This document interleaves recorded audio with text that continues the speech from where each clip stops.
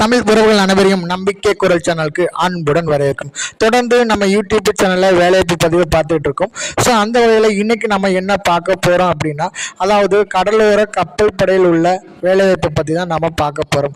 அதாவது நாவல் டோக்யார்ட் விசாகப்பட்டினத்தில் கொடுத்துருக்கக்கூடிய ஒரு வேக்கன்சி பற்றி தான் நாம் இப்போ பார்க்க போகிறோம்.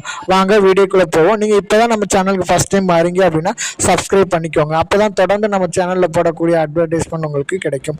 ஓகே, ஸோ இன்னைக்கு பார்த்தீங்க அப்படின்னா அட்வர்டைஸ்மெண்ட் கொடுத்துருக்காங்க. ஸோ விசாகப்பட்டினத்தில் இருக்கக்கூடிய நாவல் டோக்யார்ட், அதாவது கடலோர கப்பற்படையில் உள்ள வேலைவாய்ப்பு பற்றி தான் கொடுத்துருக்காங்க. ஸோ டிபார்ட்மெண்ட் வைஸாக கொடுத்துருக்காங்க. மொத்த காலி பணியிடங்கள் பார்த்தீங்க அப்படின்னா 320 காலி பணியிடங்கள் கொடுத்துருக்காங்க. ஓகே, வாங்க வீடியோக்குள்ளே போவோம். இதுக்கு என்னென்ன கல்வி தகுதி வேணும், என்ன டேட், என்ன எஜுகேஷன் குவாலிஃபிகேஷன் என்ன அப்படிங்கிறத நம்ம இப்போ பார்க்கலாம். ஓகே, ஸோ இதுதான் அஃபீஷியலாக கொடுத்துருக்கக்கூடிய நோட்டிஃபிகேஷன் வந்து உங்களுக்கு நான் அப்ஸ்டார்ட் கொடுத்துருக்கேன். ஸோ இது பார்த்தீங்க அப்படின்னா இந்திய கடற்படை கப்பல் துறையில் உள்ள அப்ரெண்டிஸ் வேலைவாய்ப்பு கொடுத்துருக்காங்க. ஸோ இந்த அப்ரெண்டிஸ் வேலைவாய்ப்பு பார்த்தீங்க அப்படின்னா 320 காலிப்பிடங்கள் கொடுத்துருக்காங்க. இதுக்கு அப்ளை பண்ணக்கூடிய லாஸ்ட் டேட் சொல்லியிருக்காங்க 2/1/2026 நாம் அப்ளை பண்ணிக்கணும். ஓகே, ஸோ அடுத்ததாக பார்த்தீங்க அப்படின்னா இது முற்றிலும் பார்த்தீங்கன்னா மத்திய அரசோட வேலை. கடற்படை கப்பல் துறை நேவல் டாக்யார்ட் அப்படிங்கிற டிபார்ட்மெண்ட்டில் கொடுத்துருக்காங்க. ஸோ மொத்தம் 320 காலி பணியிடங்கள். பணி பார்த்தீங்கன்னா அப்ரெண்டிஸ் டைப்பில். ஸோ இதுக்கு நம்ம எப்படி அப்ளை பண்ணணும்னா ஆன்லைன் மூலமாக தான் அப்ளை பண்ணணும். லாஸ்ட் டேட் பார்த்தீங்கன்னா 2/1/2026 நம்ம அப்ளை பண்ணிக்கணும்.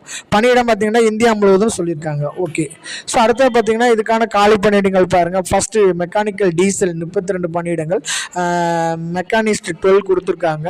அடுத்து மெக்கானிக் மத்திய ஏசி ஆலை தொழில்துறை குளிரூட்டல் அல்லது தொகுப்பு காற்று சீரமைப்பு கொடுத்துருக்காங்க. இது ஒரு 6 பணியிடங்கள் கொடுத்துருக்காங்க.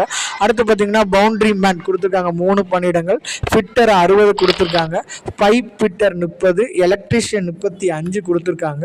அடுத்து பார்த்தீங்க அப்படின்னா instrument mechanic 5, electronical mechanical 17, welder 20 கொடுத்துருக்காங்க, ஷீட் மெட்டல் ஒர்க்கர் 30, ஷிப்ரைட் மரம் அதாவது 30 கொடுத்துருக்காங்க, பெயிண்டர் 15, மெக்கட்ரானிக்ஸ் 10, கம்ப்யூட்டர் ஆப்ரேட்டர் மற்றும் ப்ரோக்ராமிங் உதவியாளர் 15.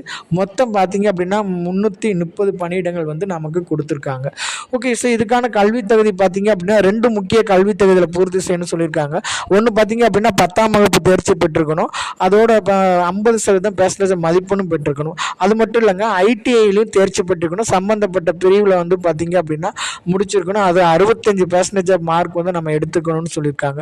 ஐடிஐலே சான்றிதழ் NCVT சான்றிதழ், அதாவது national council for vocational training அல்லது SCVT state council for vocational training சான்றிதழ் வந்து நம்ம வச்சிருக்கணும்னு சொல்லியிருக்காங்க.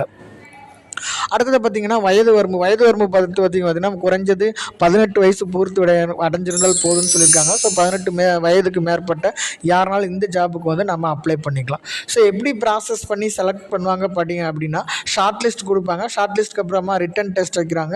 ஸோ அதுக்கப்புறமா தகுதி பட்டியல் கொடுத்ததுக்கப்புறமா சர்டிஃபிகேட் வெரிஃபிகேஷன். ஸோ இதெல்லாம் முடிஞ்சு அப்படின்னா நமக்கு அந்த அப்ரெண்டிஸ் ஜாப் வந்து நமக்கு கிடச்சிரும். ஓகே, ஸோ அடுத்ததாக பார்த்தீங்க அப்படின்னா முக்கியமான தேதி கொடுத்துருக்காங்க. ஸோ ஆன்லைனில் நம்ம விண்ணப்பத்தை சமர்ப்பிப்பதற்கான தேதி 3/12/2025 2/1/2026 நம்ம அப்ளை பண்ணிக்கணும்னு சொல்லியிருக்காங்க. ஓகே, இதை நம்ம எப்படி அப்ளை பண்ணணும்னு பார்த்தீங்க அப்படின்னா விண்ணப்பத்தர கீழே உள்ள வெப்சைட், அதாவது www.apprenticeshipindia.gov.in அப்படிங்கிற இணையதளத்தில் போயிட்டு நம்ம என்ன பண்ணணும் அப்படின்னா லாகின் பண்ணி நாங்கள் நம்மளுடைய டீட்டெயில்ஸை கொடுத்து ரிஜிஸ்டர் பண்ணிக்கணும். ரிஜிஸ்டர் பண்ணதுக்கப்புறம் மறுபடியும் லாகின் பண்ணுறோம்.